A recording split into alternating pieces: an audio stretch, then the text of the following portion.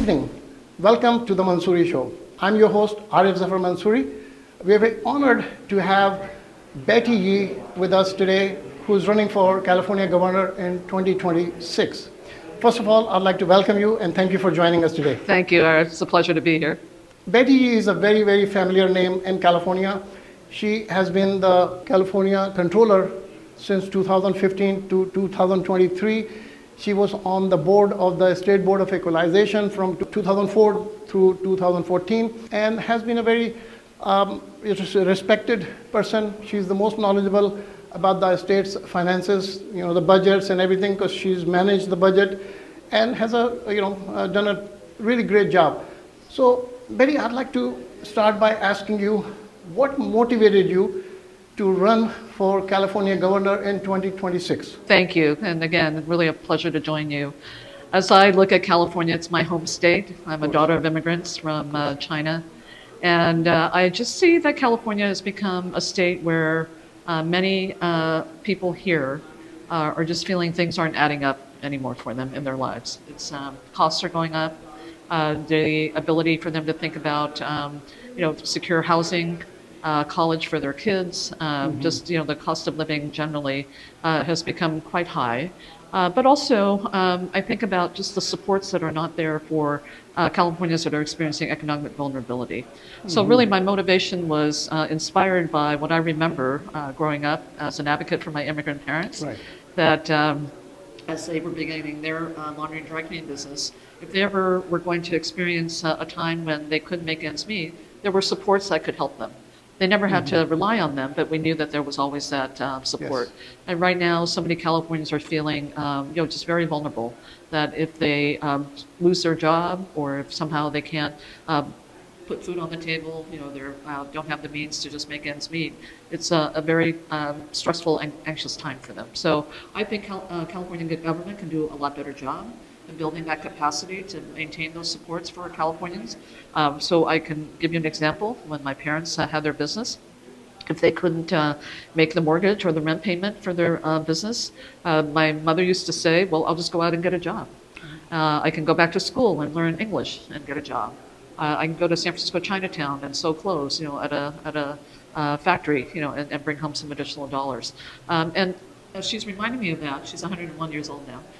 She reminds me of that, but in the same breath, she now remembers, but that was a time when you could do that. Now, people are already working 2 jobs, Sure. So how do you do that?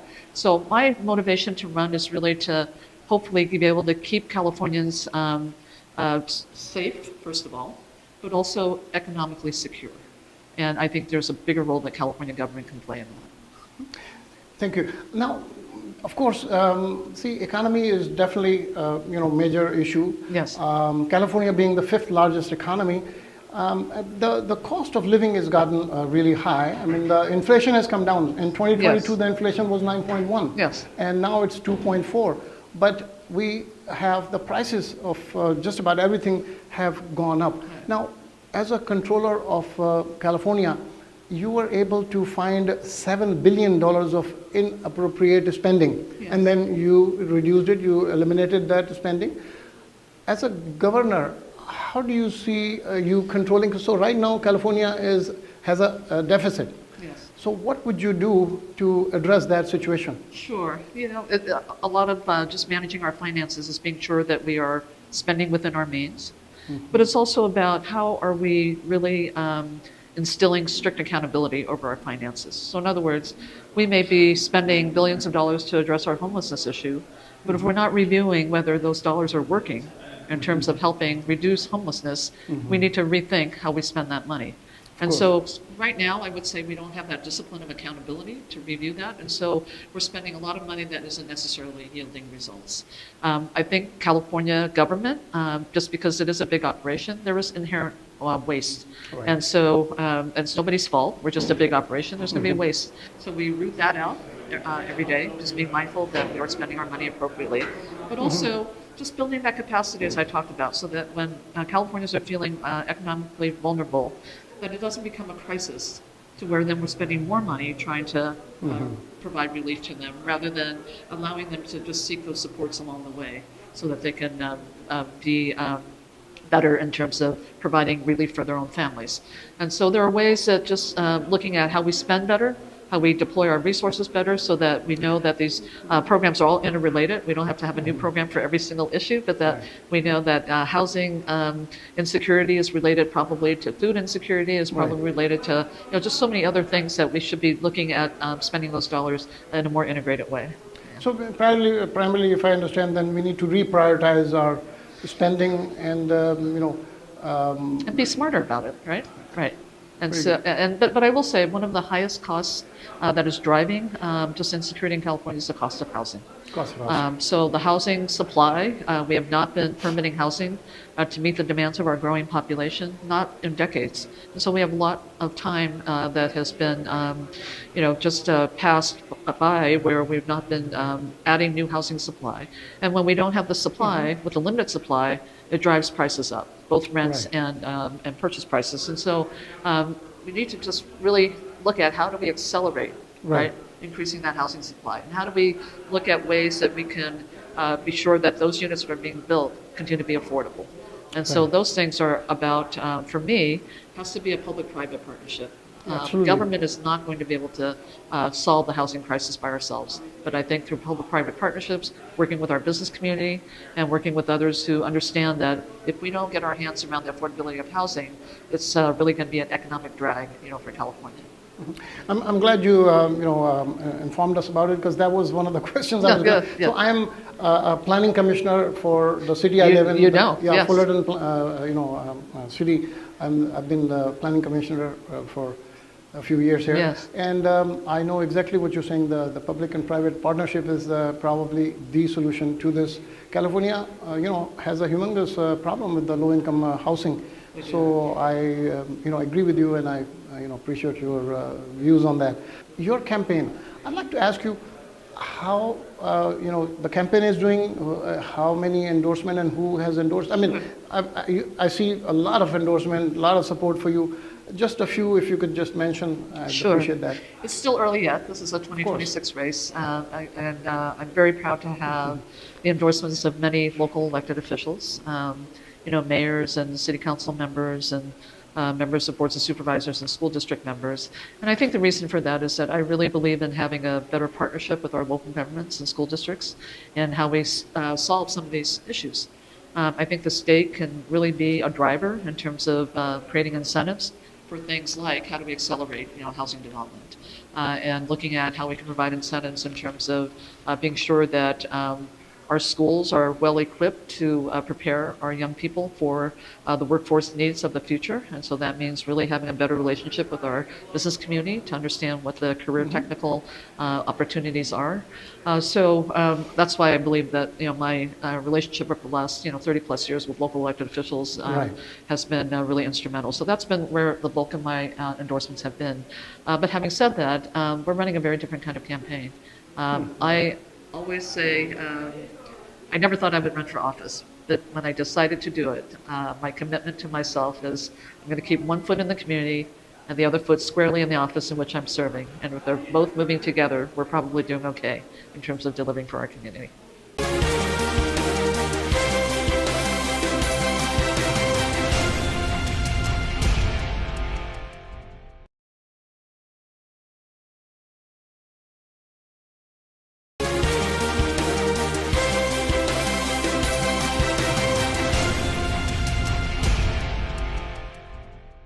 As you mentioned, you are the daughter of immigrants from China. Yes. You grew up in San Francisco area. I did. And you have believed in diversity. So if and when you become the Californian governor, what's your perspective regarding diversity in California? Well, a few things. We have the richness of our diversity is our strength. And we live in an environment now where sometimes I believe people try to use diversity as a tool to threaten and to diminish. And I think we can demonstrate here in California, continue to model just what the strength of diversity is. We're a global economy. As you said, the fifth largest economy in the world. We could be doing business with anywhere in the country, in the world. And we have the talent, we have the language capacity, we have the backgrounds. And And my big hope in terms of how we can showcase that diversity is in a number of ways. Certainly as governor, I would like to see representatives of our diverse communities in government, in decision-making roles, those who have knowledge of our diverse communities that are really informing the policy decisions that we are making in government is, I think, the most impactful, so that we know that the policies that we are enacting are actually going to have a benefit, right? So the representation is one area. The second is, I really want to facilitate how we are able to understand our own communities better. Right. I think the fact that we are so diverse, sometimes there is not an opportunity just to interface and to interact with That's true. communities that are different from ours. Right. I'm from the API community. I can say within the API community, we are so diverse in terms of so many cultures, right? That's right. And that I'm not, I will say I'm not well versed on all of them. I'm well versed on many of them, but not all of them. We have the rich Pakistani culture. I mean, same thing. It's like, you know, how do we showcase and really promote and encourage just the deeper understanding of the wealth of cultures and histories that we have here in California? That's our strength. And I think certainly as governor, I would look to uplift that at every moment that I can.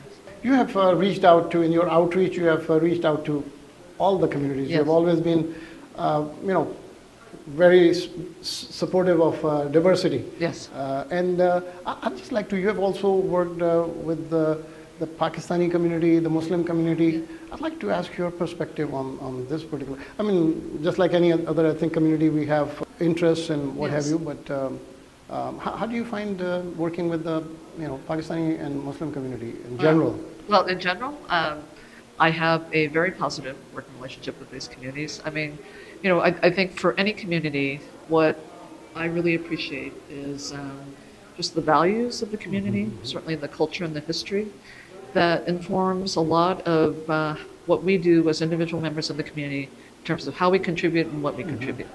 And so I have had just a great opportunity and privilege of having, you know, very, very good relationships with the Muslim community and the Pakistani community. And I know that this is a time where, you know, just, you know, there are forces that try to divide, you know, people and perspectives. But I think as a public official, my responsibility is to be sure that everyone lives safely in their communities. And my other responsibility is to be sure that I'm doing everything I can to connect communities together. And if we allow any kind of divisive forces to come in, it makes us all weaker. And so, and this is the beauty of California. People, that's why people look to California. That's why people all around the world look to California. Not because we are innovative and we are always the first with technological advancements and innovation, but it's the people. Right. You know, they scratch their heads and they think, wow, California is so diverse. How do they all get along? How's the economy still you know, keep growing?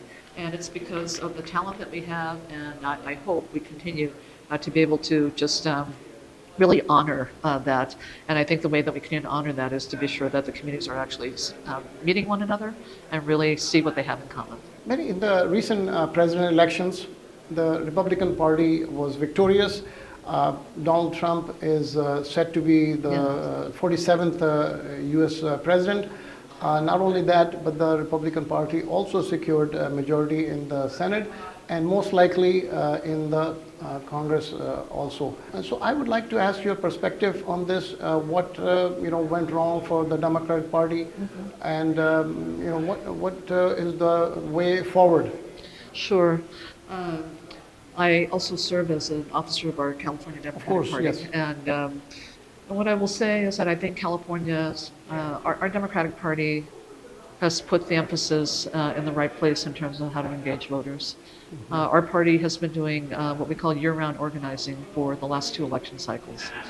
And why we do that is because we feel that it's very important to keep voters engaged, not always about an election, but really to understand, you know, what are the top issues and priorities for them. To understand the experiences that they're living every day in all parts of California. And that to me has been the most instructive. Now, having said that, I will say that what we saw happen across the country in this election, to me personally, was not a surprise. Was not a surprise.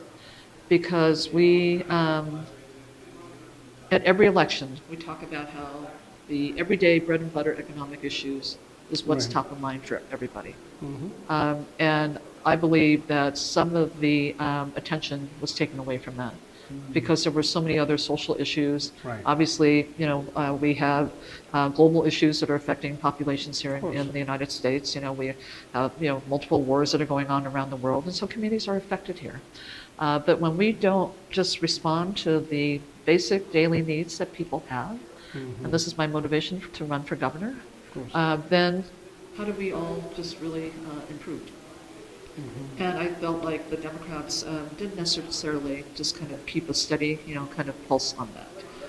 And where I saw that, probably the most pronounced, is knocking on doors of union members, labor union members, typically a Democratic constituency. We saw the way it happened in the Midwest and in the Rust Belt, where those who are working for industries who lost their jobs, union members, became much more conservative. I see. Because we hit their pocketbook, right? The economy hit their pocketbook. We started seeing it here in California as well. And so I do think we have to get back to talking about how do we make things add up for everyone, not just here in California, and how do we as Democrats really understand that this work has to be done in communities. You don't make assumptions, you reach out, you understand what people are actually living, and you also understand how they are coping. I have to hand it to these people who are not getting touched in so many parts of our state.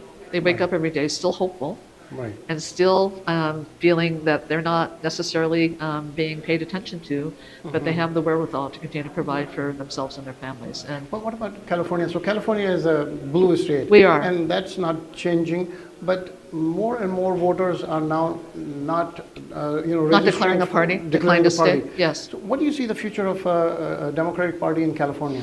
I think California will always be a Democratic majority state. The issues and values that we care about, and certainly the ways that we have leaned in on becoming leaders on, just our environmental future, looking at how we build our economy, our embrace of immigrants, certainly the reproductive, freedom laws that we have here in California, gun safety. I mean, all of these things we've been just really at the forefront of these issues. So I think from an issue and values perspective, I do feel confident that we will be keeping a Democratic majority. But I just want us to be sanguine about the fact that when it comes to voting, people still think about what's in it for me and my pocketbook and my family. And so as long as we can keep our eye on that and really understand that that's the priority for most people, I think we'll be okay. Betty, what message would you like to send to your constituents in California? If you could look at the camera. Sure. Well, I am a daughter of immigrants. This is a state that has really provided great opportunities to me and my family. And I think that is really the common immigrant experience here in California. And yet what we know now with just a lot of the economic challenges that we have here in California, my commitment is to be sure that the opportunities that I have the privilege of attaining are there for all Californians. And that this is something we can attain. And I think for all of us who have made California our home, I want to be sure that our stake is deep in the ground, that this is a place that we can continue to call home for our children, for our grandchildren. And I do believe that together, if we're committed to really building and just looking at how we continue to build an economy that can encompass all of us in terms of economic prosperity, if we can look at how we can work together in terms of driving down the cost of living for so many Californians, this will continue to be the place of promise and opportunity. But it's going to be hard work. It's going to be hard work. But this is something I always believe in California. The best asset that we have are our people, and certainly the diversity of our people. So I just never give up hope when it comes to California, because I know that when we're committed to working together, there's nothing that we can't overcome. Thank you so much. Thank you so much. Ladies and gentlemen, you heard our talk with Betty Yee, who's running for California Governor in 2026. Hope you learned a lot about her views, and so hopefully this was very informative for you. And we wish you, Betty, good luck. And, thank you. Thank you so much. Apna khayal rakhiyega. Khuda Hafiz. Thank you so much. Thank you. To mark Kashmir Black Day, the Pakistan Consulate in Los Angeles hosted a significant event, bringing together prominent voices from the community. The gathering featured impactful speeches by the Consul General of Pakistan in Los Angeles, Mr. Asim Ali Khan, a member of the California State Assembly, and other distinguished speakers. In a poignant tribute to the struggles in occupied Kashmir, The event included a film screening and an exhibition shedding light on the ongoing atrocities in the occupied Jammu and Kashmir. Leaders from the Kashmiri and American communities were also in attendance, underscoring the event's importance. Deputy Consul General Muhammad Mubashir Khan delivered heartfelt messages from the President and Prime Minister of Pakistan, emphasizing the nation's solidarity with the people of Kashmir. Consul General Khan further inspired the audience with his address. Here is our special report on the event. I'm very grateful to you, to all of you, for being here on a working day to express your solidarity with a cause that is not dear to us, but also it's one of the longest pending issue on the agenda of the United Nations for the last 78 years that's pending.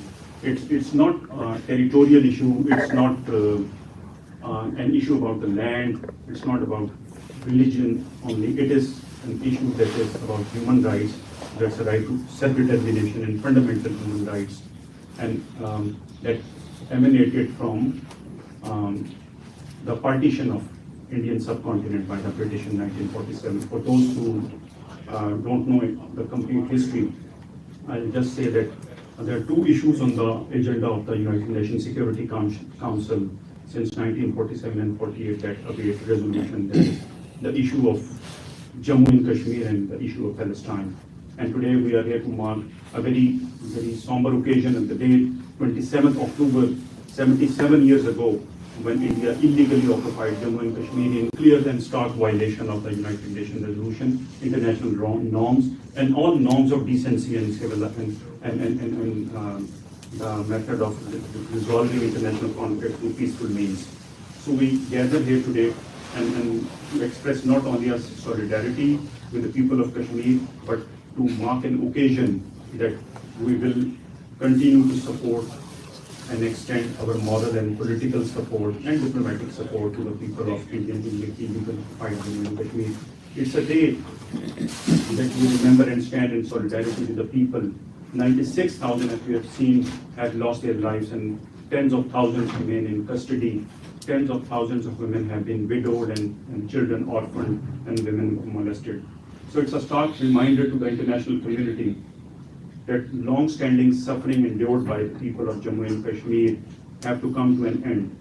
And we call on international conscience, we call on international community, we call on all countries who stand up for freedom and justice and human rights to come and express their support for the people of Jammu and Kashmir and play their role, whatever you can, like you have come together to express your solidarity, to play their role in whatever capacity you can, to not only raise the issue of Jammu and Kashmir, which seem to be not actually lost, but actually gone in the background because of geopolitical priorities of major countries, especially the powerful countries. Ladies and gentlemen, Pakistan and United States are long-standing partners and friends.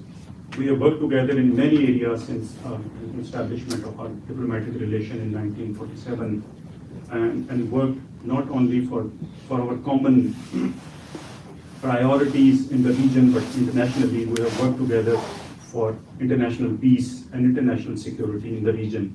But unfortunately, this issue still needs and still calls for support from the United States, and as the United States supports other issues in other corners of the world, which relate to either human rights or international peace and security.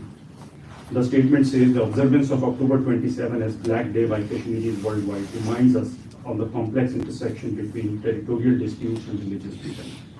As an organization committed to protecting and promoting religious liberty globally, the American Center for Religious Freedom recognizes the profound implications this ongoing situation has for fundamental human rights and religious expression. The ACRF calls for enhanced international monitoring of religious freedom conditions, protection of religious sites and institutions, support for interfaith dialogue, and ensuring equal rights and protection of religious communities. As we observe this significant day, we must remember that religious freedom is fundamental to human dignity and sustainable peace. The ECRF remains committed to advocating for policies that protect religious liberty and promote mutual understanding among all faith communities in Kashmir and worldwide. Ladies and gentlemen, on 3 occasions every year, we stand in solidarity with the people of Jammu and Kashmir. On 5th February, it's a Kashmir Solidarity Day. In July, we stand with the people of Jammu and Kashmir to mark the day when India, 5 years ago, tried to annex Kashmir illegally. And on October 27, Kashmir Black Day. Our support for Kashmir should not be restricted or limited to these 3 days in a year, every year. If it is a matter of principle, if it is a matter of justice, if it is a matter of equality and human rights for all nations, then people of Kashmir need us support and look at us every day. I again thank you for being here today and really appreciate your coming on a weekday for this occasion. And I'm grateful especially to our chief guest, Speaker Emeritus Mr. Randall, and to all of you. So we close this ceremony and thank you very much.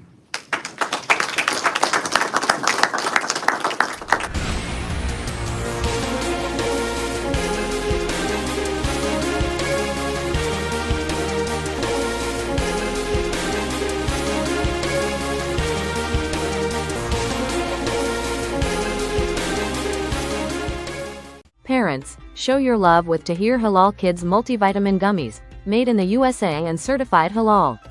Delicious and packed with essential vitamins, these gummies keep your little ones healthy, happy, and full of energy. No fuss, just fun, because good health should taste great. Tahir Halal.